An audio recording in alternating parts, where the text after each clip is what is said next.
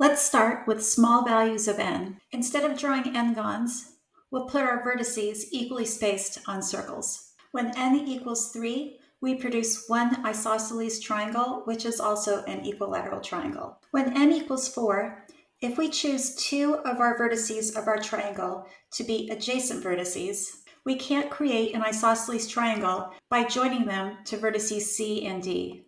If we pick A and C, then we can create two isosceles triangles. Choosing vertices B and D also yields two isosceles triangles. Let's try n equals 5. Let's start by choosing two vertices that are adjacent. We see that this determines one isosceles triangle, with our two adjacent vertices determining our unique unequal side.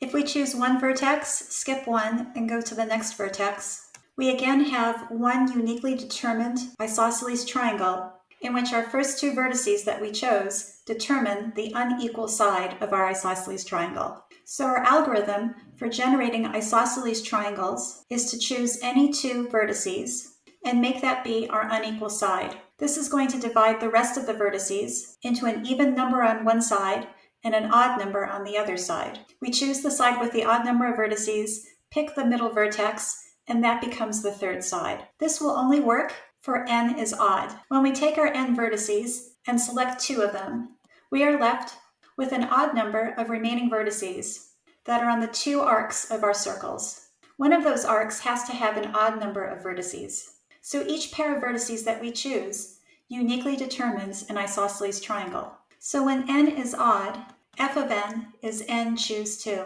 Let's see what happens when n is equal to 6. When we choose two adjacent vertices, we can see that we divide the remaining vertices into two groups of an even number of vertices. So we're not going to get the symmetry that we need to create an isosceles triangle. So we pick one vertex, skip one, and go to the next. This gives us one isosceles triangle, ACB, and a second one, ACE on the other side. This second triangle is equilateral.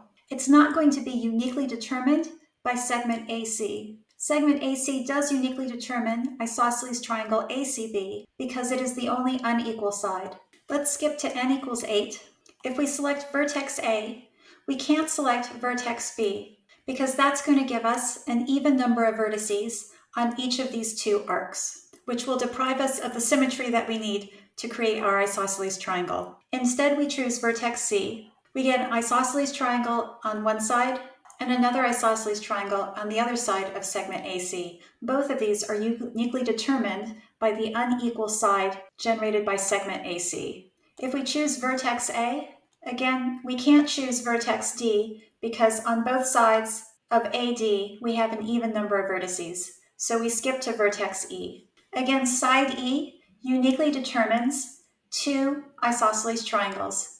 Let's figure out how we can calculate the number of isosceles triangles with an even number of vertices.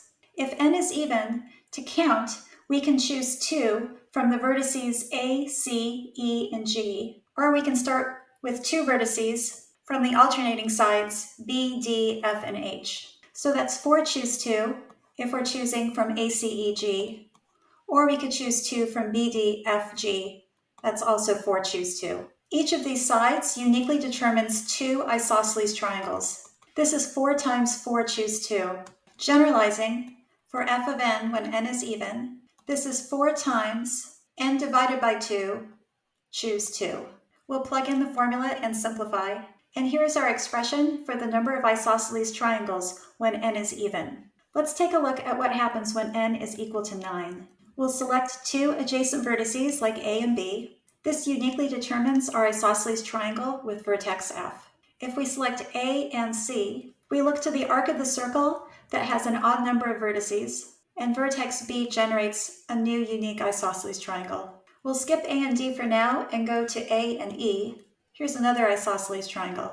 Returning to A and D, we see that our isosceles triangle is once again an equilateral triangle. This triangle is not uniquely determined by AD, since it's one of the 3 equal sides. That means this triangle is going to be counted 3 times. So we can use our same formula, but we'll need to subtract the number of equilateral triangles twice to account for this 3 times overcount. The number of equilateral triangles when n is equal to 9 is 3. We had 2 equilateral triangles when n was equal to 6, and 1 equilateral triangle when n was equal to 3. With each multiple of 3, we add a multiple of 3 vertices between the 3 vertices of our equilateral triangle. Let's take our formula for f of n when n is even and odd and subtract these equilateral triangles that are overcounted. We get these equilateral triangles when n is a multiple of 3. When n was odd, our formula was n times n minus 1 over 2. We're going to take the number of equilateral triangles. Those are going to be overcounted by 3, so we're going to subtract 2 of those. When we simplify, this expression becomes 3n squared minus 7n over 6. We'll do the same thing for when n is even. We'll take our expression for when n is even, and we'll subtract 2/3 of the number of equilateral triangles. Because our pattern changes for odd and even multiples of 3, our pattern for f of m repeats every 6 integers. Let's collect our formulas for when n is odd, n is even, and n is even or odd multiple of 3. Since it repeats every 6 integers, we'll write this as mod 6. When n is equal to 0 in mod 6, that's an even multiple of 3. We get 3n squared minus 10n over 2. Here n is odd, so we'll use that formula. We'll use our even formula here. This is an odd multiple of 3, another even number, and another odd number.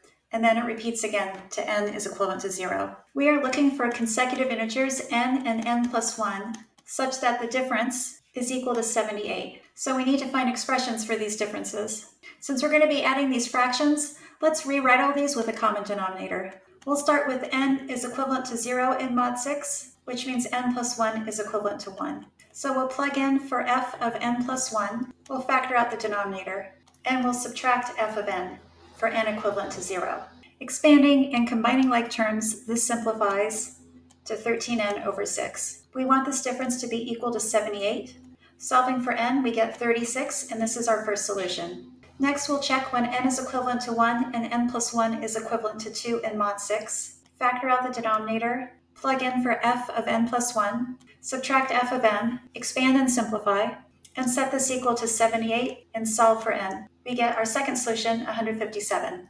Now we'll check when n is equivalent to 2 and the next number is equivalent to 3. Plug in for f of n plus 1, subtract f of n, expand and simplify. When we set this equal to 78, we find that n is not an integer. We'll move on to n is equivalent to 3 and n plus 1 is equivalent to 4. Our expression becomes, and we get no integer solutions. N is equivalent to 4 and n plus 1 is equivalent to 5. This simplifies to 3n over 2. Solving for n, we get 52. Here's our last case. We end up with a negative solution for n, and we total up our remaining solutions. This adds up to 245. If you'd like me to solve any other AMC or AIME problems, please leave them in the comments.